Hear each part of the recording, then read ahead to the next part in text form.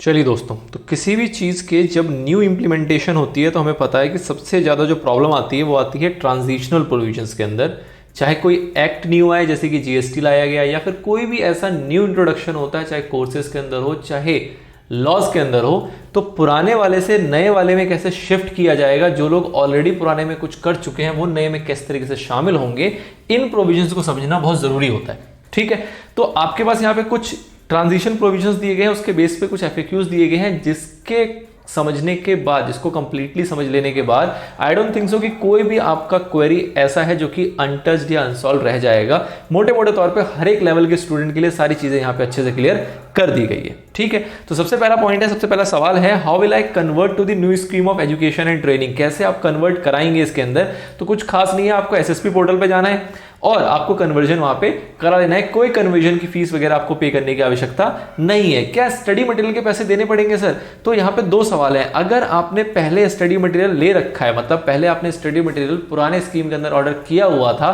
तब तो आपको देना पड़ेगा। जब आप नया ऑर्डर करेंगे तो आपको पे करना पड़ेगा। अगर आप फाउंडेशन के लिए ऑर्डर कर रहे हैं तो आपको 500 रुपीज पे करना है, इंटरमीडिएट के लिए 1000 और फाइनल के लिए भी 1000 रुपीज। और अगर आपने पहले ऑर्डर नहीं किया हुआ था तो उस केस में जब आप ऑर्डर करेंगे तो आपको कोई भी कंटेंट के लिए, कोई भी स्टडी मटेरियल के लिए कोई भी फीस पे करने की आवश्यकता नहीं है। तो बहुत ही सिंपल सी बात है, स्टडी मटेरियल पहले ले रखा है तो ऑब्वियसली बात है दोबारा लोगे तो उसके पैसे देने पड़ेंगे, 500, 1000 एज द केस में भी। और अगर आपने पहले नहीं लिया हुआ है तो कोई दिक्कत वाली बात नहीं है, फिर तो आप फ्रेशली ऑर्डर कर सकते हो, कोई भी एक्स्ट्रा पेमेंट की आवश्यकता नहीं है। Question number 2, I have registered for foundation course under the old scheme. आपने फाउंडेशन कोर्स के लिए रजिस्टर किया ओल्ड स्कीम में। What will the validity of my foundation course registration after conversion to the new scheme of education and training. आपने जैसे ही conversion कराया तो आपकी वैलिडिटी क्या हो जाएगी? तो भैया जैसे ही आप कन्वर्जन कराए हैं आपके ऊपर सारे के सारे जो रूल्स हैं वो नए स्कीम के लगेंगे, पुराने वाले सारे पाव आपके धुल जाएंगे। और नए स्कीम के अंदर आपको जो वैलिडिटी दी गई है वो कितनी दी गई है फाउंडेशन में? 4 साल की। तो आपको फ्रेशली यहाँ पे 4 साल की वैलिडिटी जो है वो कन्वर्जन के बाद प्राप्त हो जाएगी जैसे ही आप कन्वर्जन करा लेंगे। सेम बात करते हैं अगर इंटरमीडिएट स्टूडेंट्स के लिए कि भैया ओल्ड में रजिस्ट्रेशन कराया था और अब हमने कन्वर्जन करा लिया न्यू स्कीम के अंदर, तो उस केस में वैलिडिटी का क्या होगा? तो अगेन नए स्कीम के प्रोविजन अप्लाई होंगे। नए स्कीम में जो प्रोविजन है वो कितने साल का है? 5 साल का है। तो अकॉर्डिंगली आपको 5 साल की वैलिडिटी जो है वो मिल जाएगी from the date of the conversion. जब से आपने कन्वर्जन कराया उससे आपको 5 साल की मोहलत मिल जाएगी। सेम सवाल फाइनल वालों के लिए पूछा जाए तो फाइनल वालों के लिए भी रिप्लाई सेम रहेगा कि यहां पे आपको 10 साल की वैलिडिटी मिल जाएगी जो कि नए स्कीम के अंदर प्रोवाइड की गई है नए सिरे से। जब भी आपने डेट ऑफ कन्वर्जन होगा वहां से आपको 10 साल के लिए आपका जो रजिस्ट्रेशन है वो आपका वैलिड माना जाएगा। नाउ नेक्स्ट क्वेश्चन क्या है? I have passed either or both the groups of intermediate examination under the old scheme and have not commenced practical training और before 30th June 2023, how will I continue CA course. मतलब कि आपने जो intermediate का group है वो आपने पास किया हुआ है ईदर और बोथ, मतलब या तो दोनों ग्रुप पास कर लिया है या फिर कोई एक पास किया हुआ है उस केस में, और आपने अभी प्रैक्टिकल ट्रेनिंग जो थी अपनी वो स्टार्ट नहीं की है, have not commence practical training और बिफोर 30th जून। तो उस केस में आपको सीए कोर्स को कैसे कंटिन्यू करना है? तो क्या कहा जा रहा है इसके अंदर कि अगर इस सिचुएशन में आप आ रहे हैं तो उसके अंदर सबसे पहले तो आपके पास जो रिमेनिंग कोर्स है, रिमेनिंग जो आपके सब्जेक्ट्स हैं, रिमेनिंग जो आपके ग्रुप्स हैं, आपको पहले वो कंप्लीट करना है। जैसे ही आप वो कंप्लीट कर लेंगे तो अगला स्टेप क्या होगा? आपको ट्रेनिंग में जाना पड़ेगा। ट्रेनिंग में जाने से पहले आपको अपने soft skill of information training की जो कोर्स है उसको कंप्लीट करना पड़ेगा, जिसको हम बोलते हैं क्या? ICITSS। ठीक है, तो प्रैक्टिकल ट्रेनिंग स्टार्ट करने से पहले आपको क्या कर लेना है? आपके बचे हुए ग्रुप अगर कुछ है तो उसको क्लियर कर लो इंटर के। उसके बाद ट्रेनिंग स्टार्ट करनी है। ट्रेनिंग स्टार्ट से पहले आपको अपना ICITSS का कोर्स कंप्लीट कर लेना है जो कि 4 हफ्ते का है, और उसके बाद अपनी प्रैक्टिकल ट्रेनिंग आप स्टार्ट कर सकते हो। उसके बाद से नए स्कीम में जो भी प्रोसीजर है वो आपका प्रोसीजर आपके ऊपर अप्लाई हो जाएगा।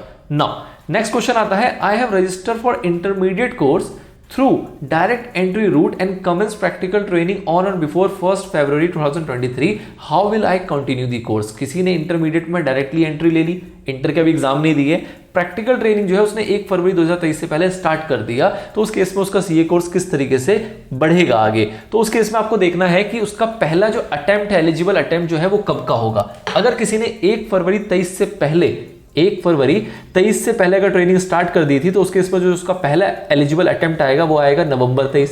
अब नवंबर 23 तो ओल्ड स्कीम का है, तो मतलब नवंबर 23 में वो ओल्ड स्कीम के तहत एग्जाम यहाँ पे देगा। अब जब एग्जाम उसने ओल्ड स्कीम के तहत दिया तो उसके बाद क्या होगा, तो उसने रजिस्ट्रेशन यहाँ पे जो ट्रेनिंग थी वो पहले पुराने स्कीम में स्टार्ट की थी, तो पुराने स्कीम में ट्रेनिंग जो थी वो कितने पीरियड की थी, वो थी 3 साल की। तो आपको 3 साल की यहाँ पे ट्रेनिंग कंप्लीट करनी पड़ेगी। उसके बाद आपने यहाँ पे दोनों ग्रुप जो इंटरमीडिएट के हैं वो आपको क्लियर करने हैं, वो आपको पास करने हैं, और पास करने के बाद आप अपने फाइनल कोर्स के अंदर रजिस्ट्रेशन करा पाओगे। और फाइनल में जब आप रजिस्ट्रेशन कराओगे तो ऑब्वियसली वो किस में होगा, वो न्यू स्कीम में होगा, क्योंकि आप बहुत आगे जा चुके हैं। उस टाइम पे आपका ओल्ड स्कीम वैसे ही एग्जिस्ट नहीं करता। अब जब फाइनल आपने रजिस्ट्रेशन फाइनल कोर्स में करा लिया तो उसके एग्जाम देने से पहले पहले क्या एसेंशियल्स चीजें जो आपको कंप्लीट कर लेनी है। मतलब क्या हुआ कि आप डायरेक्टली इंटर में आए थे, इंटर में आपने 1 फरवरी 2023 से पहले आपने प्रैक्टिकल ट्रेनिंग स्टार्ट कर दी, तो आप इंटर का एग्जाम दोगे नवंबर 23 में।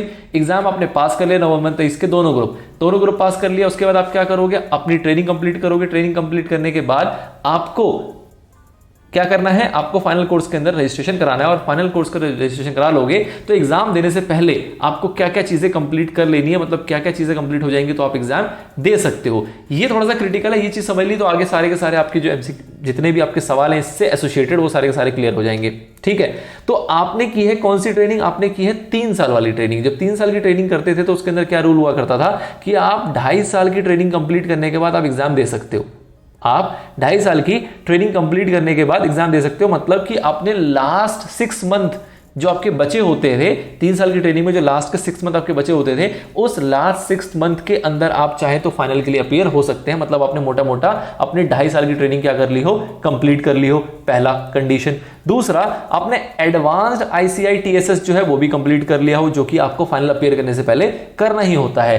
अब बात आती है सेल्फ पेस्ड ऑनलाइन मॉड्यूल की। तो सेल्फ पेस्ड ऑनलाइन मॉड्यूल आपको 4 दिए गए, इस बात को आप जरा समझें। इस 4 मॉड्यूल का मोटा मोटा मतलब क्या है। इस 4 मॉड्यूल के अंदर जो सेट ए है, सेट आपका ए है, बी है, सी है, डी है। इसको डिटेल में आप यही समझ लो, यहां से समझ में आगे कोई दिक्कत नहीं आएगी।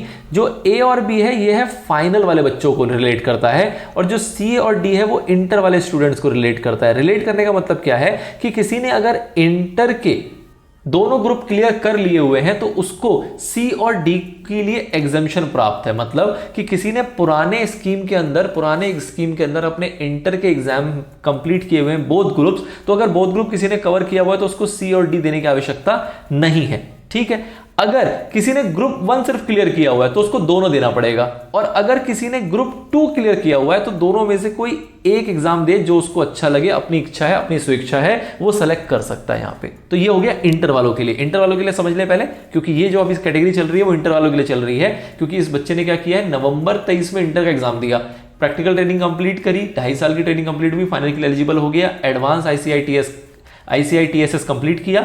ए और बी इसको मैंडेटरी देना पड़ेगा क्योंकि ये इंटर वाला व्यक्ति है, तो ए और बी का कोई एग्जामिशन की बात यहां पे नहीं होगी। सी और डी में एग्जामिशन की बात है। एग्जामिशन किस तरीके से मिलेगी, अगर इसने बोथ ग्रुप क्लियर किया हुआ है तो इंटरमीडिएट एग्जामिनेशन में अगर आपने नवंबर 23 में बोथ ग्रुप क्लियर किया हुआ था तो आपको सी और डी दोनों से एग्जामिशन मिल जाएगी।